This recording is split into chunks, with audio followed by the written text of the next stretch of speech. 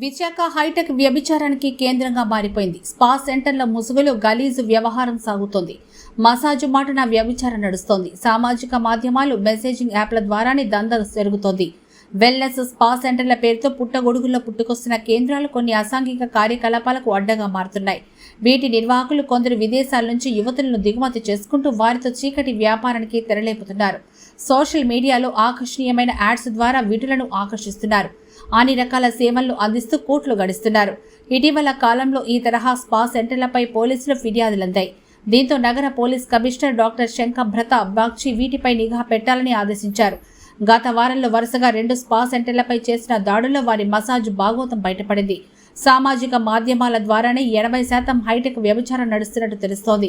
ఈ అసాంఘిక కార్యకలాపాలకు పలువురు నిర్వాహకులు లొకెంటో, ఇన్స్టా, టెలిగ్రామ్, వాట్సాప్ ఇలా సామాజిక మాధ్యమాలు, మెసేజింగ్ యాప్ను వినియోగించుకుంటున్నారు.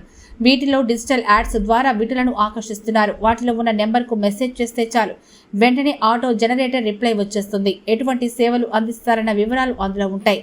మరో నిమిషంలోనే ఫోన్ మోగుతుంది. మధురమైన వాయిస్తో వారి అందించే సేవలు, వారి ఛార్జీలు వివరిస్తారు. ఓకే అంటే చాలు, వెంటనే లొకేషన్ మొబైల్కి వచ్చేస్తుంది. ఇది విశాఖలో సాగే హైటెక్ వ్యభిచారం. సాధారణ మసాజులకు 1000 నుంచి 2500 ఛార్జ్ చేస్తున్నారు. అయితే క్రాస్ మసాజ్ నుంచి ప్రత్యేక సేవలకు అదనంగా చెల్లించాల్సి ఉంటుంది. వ్యక్తిగత సేవలు కావాలంటే 2000 నుంచి 3000 వసూలు చేస్తున్నారు.